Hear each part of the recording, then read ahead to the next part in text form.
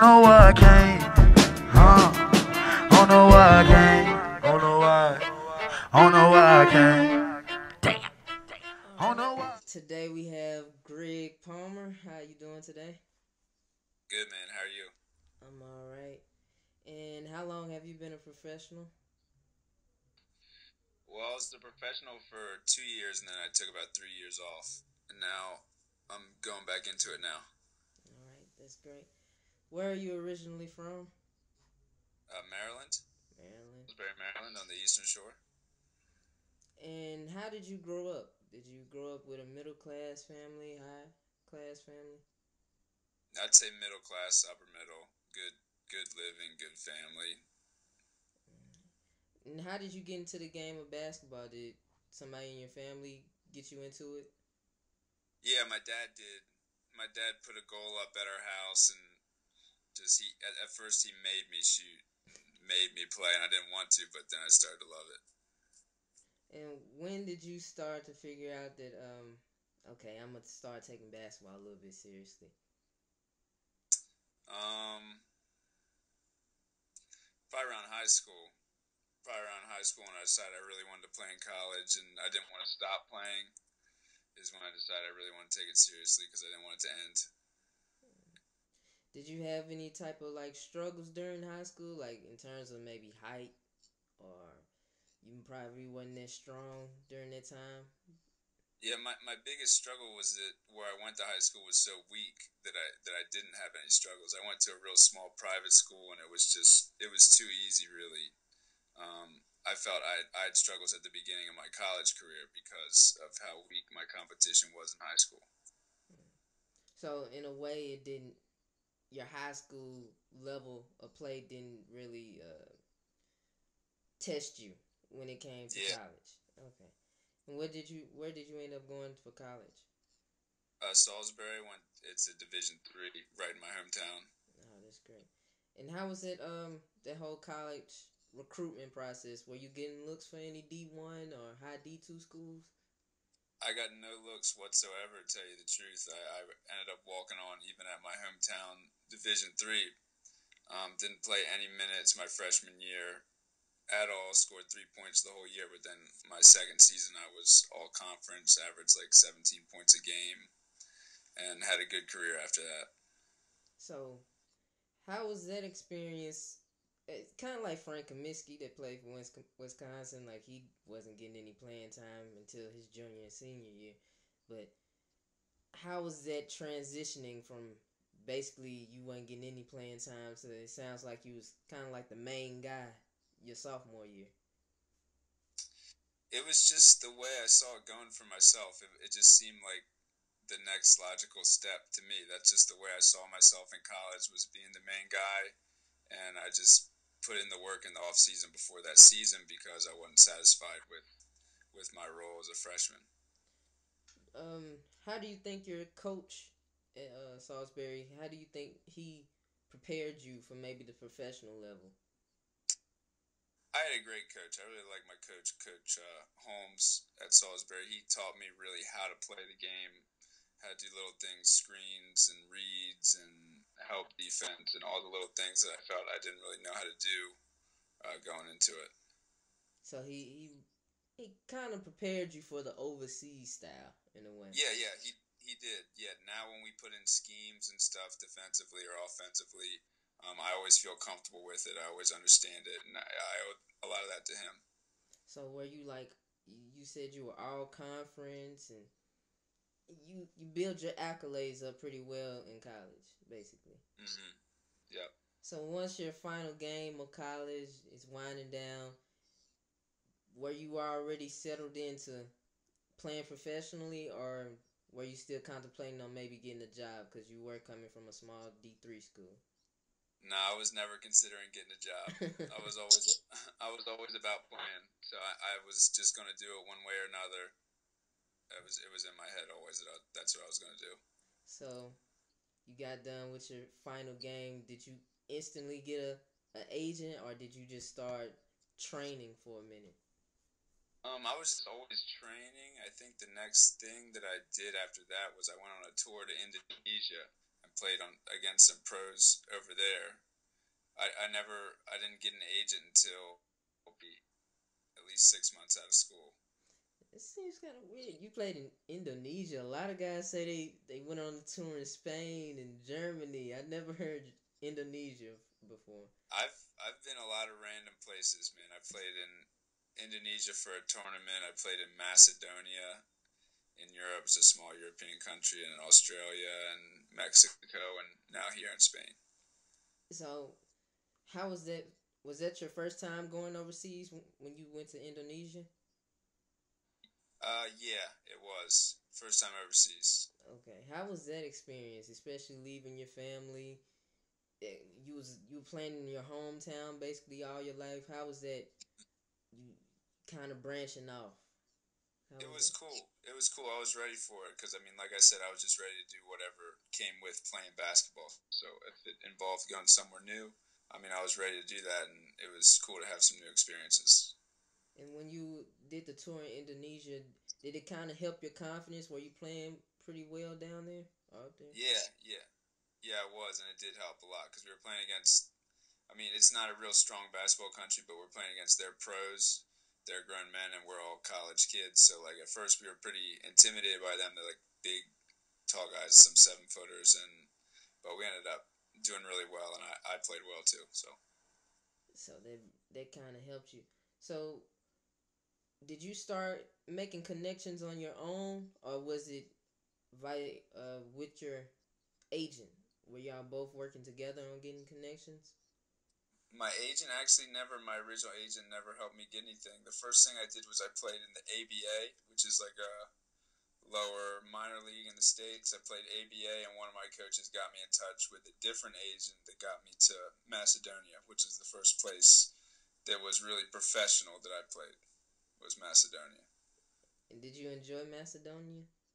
The place I didn't enjoy at all. It's a rough country. It's cold and a lot of mean people, but the basketball is really good. Like the fans are incredible over there, so that part of it was great. So it, anything outside of basketball, you couldn't really deal with down up there. It was tough. Yeah, it was tough over there, other than basketball. Yeah. Okay. And did you don't necessarily have to say how much you made, but was it decent amount once you coming back to the States? Maybe you could. In Macedonia, Yeah. Macedonia was good. It was $1,200 a month plus everything paid for. So that was, I mean, to me, that's as a beginner, that's great. Yeah, I was talking to Quentin McDuffie yesterday, and he was like, "It just all depends on your situation. If you're a college Yeah, kid coming straight out of college, you don't have any uh, like kids or a house note or anything like that. $1,000, $3,000 is pretty well. So yeah. once you finish, when do you start looking for your next job? I know a lot of guys say they wait to maybe the mid season, and a lot of guys they just keep networking throughout the season. When do you start? Yeah, Looking pretty much just never stop networking. Like as I get new video, I'll send it out. Like even in the middle of the season, whenever, just never stop networking. Never stop getting in touch with people and trying to figure out your next move. So after Macedonia, where was your next move? My next move after that was Australia. I played on a fall tour team with a group called Athletes in Action, and my coach pretty much acted as my agent for that, and he got me set up with Australia. How was that experience? Because I know Australia, that's one of those underrated countries that's really building their basketball competition over there. Yeah, well, I was in the second league, but and the basketball is pretty solid. Second league, top league over there is really good. But overall, that was a great experience. Australia is the greatest country. I love my time there. Yeah, I'd love to go back sometime, play again. And like you said, like they got pretty good competition in Australia. How was it testing your skills against maybe I know it's a few maybe other high level college players that may have played in that league that you were playing in. How was it testing your skills against those guys? Yeah, that was always the test when you'd have to be matched up with another import, another American. So if another team had their import played your position, that was always a game you knew you had to get up for because you knew you're going up against another strong player, another guy that's there trying to do this for a living, like you are. So those are always the biggest tests going up against other Americans.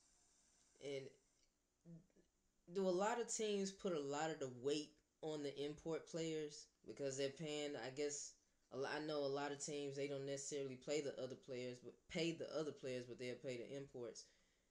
Is there a lot of weight put on your shoulders? It's really different, depending on where you are. It was funny when I was in Macedonia. That's what I was expecting, was for it to be like that. But we had a point guard that was really good and a big 7-foot center that was really good. And they kind of really wanted me to be a role player. And then in Australia, they wanted me to do a bulk of the scoring. And then here in Spain, it's kind of like the players here are pretty good, Spanish players. So, like, they want me to carry my weight. There's a lot of pressure on me because I'm here getting paid and getting taken care of. So there's pressure from that standpoint, but I'm not necessarily looked at to be like the guys shooting the ball all the time. Yeah, I always wanted to ask this question. Like, do the guys that actually live in the country and they get paid, do they live kind of like lavishly? Like how maybe an NBA player, probably not like as big as like LeBron or nobody, but do they live comfortably? Well, I haven't been up at that high of a level yet, to tell you the truth. Like the levels I've been at, the local players get paid. They get paid, a little chunk of change, for practicing and everything, but it's, not usually much. So once you got done with Australia, what was your next destination after that? I had a knee injury at the end of my Australia thing, and I had to miss the next season after that, and then that kind of messed everything up for me. And then I had 3 years where I didn't play competitively at all. Did that kind of mess with your psyche a little bit? So much. A lot. Yeah. So when you... It was... Oh, you can go. No, yeah, it was tough coming back from that, from not playing for 3 years. You're wondering if you could still do X, Y, and Z, and yeah, it's tough getting your confidence back, but it's a process. So, did you have to find new people to hang around with, or new people to help you get into maybe back into your rhythm? No, it was just me on my own. Really, just it took a little bit of time, but I got back to working out every day like I always did, and got back to playing against the college guys in the area because I was still around home, and gotten some good competition there, and ended up feeling pretty good about where my game was at.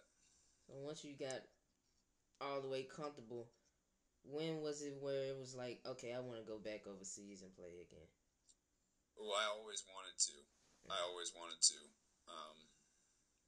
And then a friend of mine who played in Mexico, he hooked me up with the Mexico thing that I had this summer, and that was my first time back playing, was in Mexico this past summer. And that was kind of a humbling experience because we talked before. You was saying like you got to play for scraps. You was pretty much playing for scraps playing down there, and it wasn't really a good experience. How humbling was it to play from Macedonia and Australia, and now you're playing in Mexico, and it's not really a good situation for yourself? I was just excited to be playing again, period, because I was so... Once you haven't played for that long, you pretty much have never played now in people's minds. Mm-hmm. They think you've lost it. They think you have no proof that you can still play until you have video, which obviously you helped me with my time in Mexico. So I was just excited to have opportunity to actually be playing again and proving myself again and getting used to it again. So pretty much money wasn't a real factor in playing in Mexico. It was just playing professional basketball again, getting my name back out. Yeah, exactly. I wasn't worried about it. So when you made the huge jump from Mexico, and I saw the video, it wasn't too much of competition. You was pretty much doing real easy down there. You made the huge jump to Spain. how is that? I know you've been playing a lot of preseason games. How is that big jump in going from Mexico to Spain? The biggest jump here wouldn't necessarily be the talent or the physical ability of the players. They're more talented and they're better players here. But the biggest thing would be the structure of play here. It's so structured and it's so fundamentally sound and it's so team oriented, which is the opposite of Mexico. The basketball in Mexico is so bad as far as team play, as far as spacing and ball movement and all these kind of things. Those things here are everything. That's what they really care about. So So that's the biggest adjustment. just like your coach in Salisbury, I think I said it right. But Yeah, you said it right. yeah, he taught you all those, so it was everything's coming around again basically for you. Yeah, it really was. And how are you enjoying your experience in Spain right now, as far as with the team? As far as with what? With the team, It's great. It's great. Great guys. Can't really communicate with them much other than a couple of them, but they're cool guys. And I've had an injury. I've been out for the past month, but I'm just getting back now. So I've missed a lot of stuff this preseason, but our season's just starting and we're 1-0, so things are going well. okay. For the little time that you were playing with them, does your style fit the team well? Yeah, I think it fits great. I'm really excited to start getting used to things and getting acclimated to being in the lineup again. I think I really fit in well with the style. And how's your living conditions been over there? Great. Got an apartment, got my own room with the other import. So yeah, it's comfortable. Everything's good. So all in all, this is pretty much the most professional team you've been with so far. Yeah, I'd say so, definitely. Okay. And what's some of your strengths that you bring to the table? I'm a shooter first and foremost, outside shooter, but I can do a lot more than that. I'm a scorer too. I've got good size, 6'6", playing the wing. I can pretty much play 2 through 4.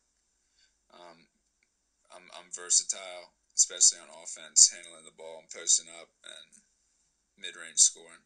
And what would you say is an ability you need to work on a little bit more? Always want to work on my on-the-ball defense and always working on my body, trying to get stronger and more athletic.